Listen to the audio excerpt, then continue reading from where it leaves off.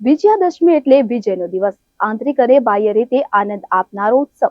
દશેરાને વિજયાદશમી પણ કહેવાય છે, જે આ લોકની અંદર પ્રચલિત છે કે દશેરા એટલે કે દિવાળીનો દ્વાર. તો આજે વિજયાદશમી એટલે કે દશેરાનો દિવસ છે, તો તેના વિશે થોડી ઘણી માહિતી પ્રાપ્ત કરીશું કે આ ઉત્સવ શા માટે મનાવવામાં આવે છે, શું છે એનું મહત્વ, માં શક્તિનો મહિષાસુર પર વિજય તથા ભગવાન શ્રીરામનો લંકાપતિ રાવણ પર વિજય.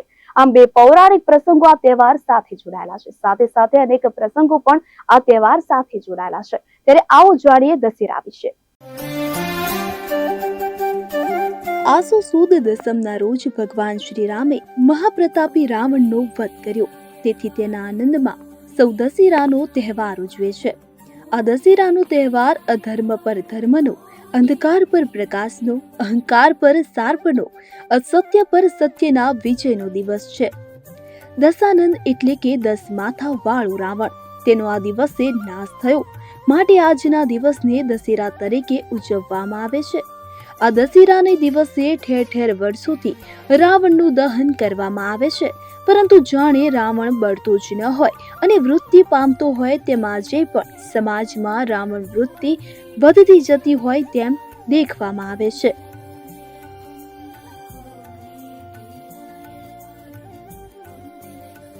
દશેરાનું ધાર્મિક મહત્વ તો છે જ, પરંતુ આ તહેવાર આજે પણ એટલો જ પ્રાસંગિક છે. આ પર્વ છે અસત્યની સત્ય પર જીતનું પ્રતીક. આ તહેવાર ભગવાન શ્રી રામની ગાથા તો વર્ણવે જ છે કે જેમણે લંકામાં સતત 9 દિવસ સુધી ચાલેલા યુદ્ધ પછી દશેરાને દિવસે ભગવાન શ્રી રામે અહંકાર રૂપી રાવણનો વધ કરી વિજય મેળવ્યો. માતા સીતાને તેમની કેદમાંથી મુક્ત કરાવ્યા. શ્રી રામ 14 વર્ષનો વનવાસ ભોગવી રાવણનો વધ કરી અયોધ્યા પહોંચ્યા. તેથી પણ આ તહેવારને વિજયાદશમી કહેવામાં આવે છે.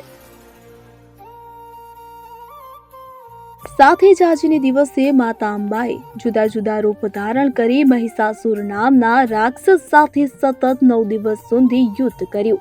તેમજ દેવલોક અને સૃષ્ટિલોકમાં હાહાકાર મચાવનાર મહિષાસુર નામના આસુરી તત્વોનો નવરાત્રિના 10મા દિવસે એટલે કે દશેરાને દિવસે દૈવી શક્તિએ સંહાર કર્યો હતો. જેથી દર વર્ષે આસો સુદ દસમના દિવસને અધર્મ પર ધર્મ, અસત્ય પર સત્ય, આસુરી શક્તિ પર દૈવ્ય શક્તિ અને અહંકાર રૂપી અંધકાર પર પ્રકાશનો પર્વ એવા દશેરાને વિજયાદશમીના સ્વરૂપે ઉજવવામાં આવે છે.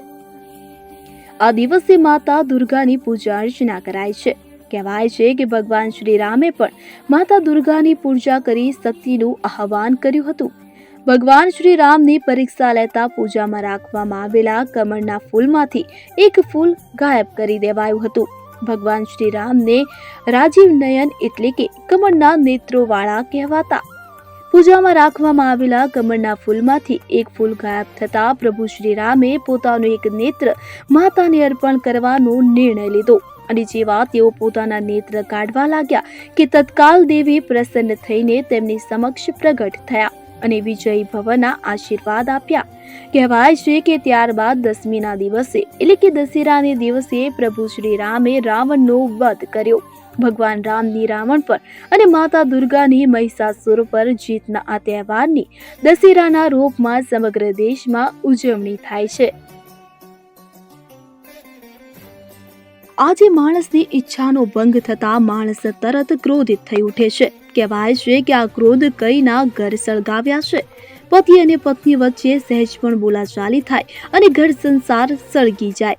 આવા ક્રોધથી સૌ કોઈએ સાવધાન થવાની જરૂર છે.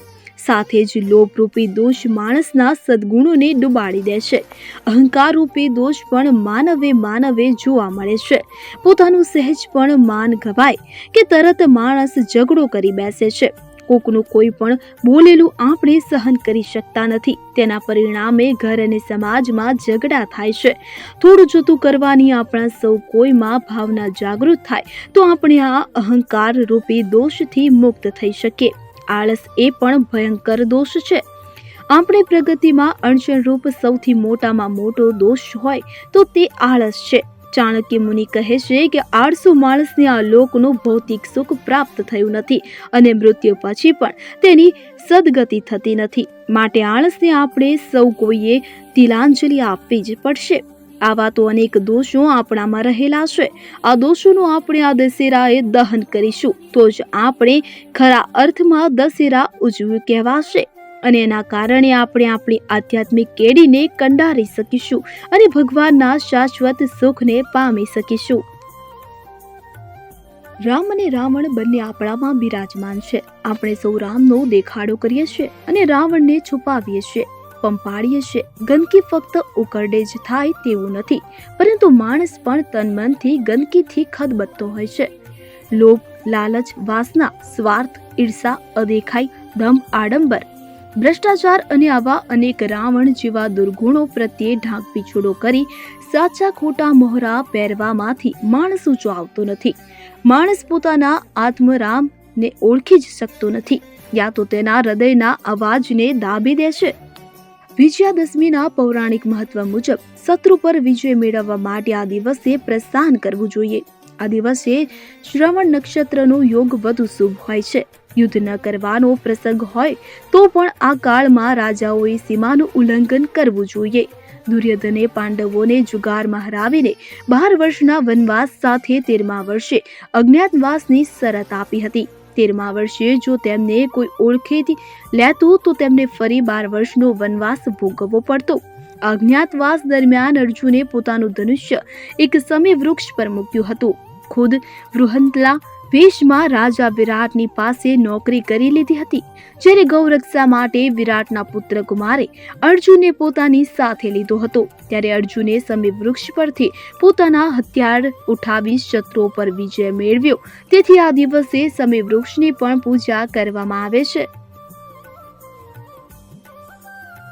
દશેરા એ વર્ષની 3 અત્યંત શુભ તિથિઓમાંથી એક છે. બીજા 2 છે ચૈત્ર શુક્લ અને કાર્તિક શુક્લની પ્રતિપદા. આ દિવસે લોકો નવા કાર્યનો પ્રારંભ કરે છે, સાથે સાથે શસ્ત્રની પણ પૂજા કરે છે. પ્રાચીન કાળમાં લોકો આ દિવસે વિજયની પ્રાર્થના કરી રણયાત્રા માટે પ્રસ્થાન કરતા હતા. દશેરાના પર્વ એટલે કે 10 પ્રકારના પાપો, કામ, ક્રોધ, મોહ, લોભ, મદ, અહંકાર, આળસ, હિંસા અને ચોરી જેવા અવગુણોને મૂકવાની પ્રેરણા આપે છે. દશેરાને કૃષિ ઉત્સવ રીતે પણ ઉજવાય છે, જ્યારે ખેડૂત પોતાનો પાક એટલે કે અનાજરૂપી સંપત્તિને પોતાને ઘરે લઈ જાય છે, ત્યારે ખેડૂતના ઉલ્લાસ અને ઉમંગનો પાર નથી હોતો. આ પ્રસન્નતાના અવસર પર ખેડૂત ભગવાનની કૃપા માનતા અને તેમને પ્રગટ કરવા માટે પૂજન કરે છે. આ ઉત્સવનો સંબંધ નવરાત્રથી પણ છે, કારણ કે નવરાત્રના સમયે જ આ ઉત્સવ હોય છે. આથી મહિષાસુરના વધની ગાથામાં માં દુર્ગાના સાહસપૂર્ણ કાર્યનો પણ ઉલ્લેખ જોવા મળે છે. આ દિવસે રામલીલાનું પણ આયોજન કરાય છે. સાથે જ રાવણના વિશાળ પૂતળા બનાવીને તેનું દહન કરવામાં આવે છે. દશેરા અને વિજયાદશમી ભગવાન રામના વિજયના રૂપમાં ઉજવાય છે, અથવા દુર્ગા પૂજાના રૂપમાં પણ ઉજવાય છે. બંને જ રૂપ શક્તિ પૂજા, શસ્ત્ર પૂજા, હર્ષોલ્લાસ અને વિજયનો પર્વ છે. રામલીલામાં દેશભરમાં અનેક જગ્યાઓ પર રાવણના વધના પ્રદર્શન થાય છે. તો આવો આ વિજયાદશમી આપણામાં અડ્ડો જમાવીને બેઠેલા આત્મછલ્લા પ્રપંચ કાવા દાવા જેવા માનીતા શોખને કોટેથી અળગા કરવાની સાથે જ કામ, ક્રોધ, મોહ, લોભ રૂપી રાવણને મિટાવવા જાતે જ રામ થવું પડશે. તો તમામ દર્શક મિત્રોને દશેરાના પાવન પર્વની હાર્દિક શુભકામનાઓ સાથે જય શ્રી રામ.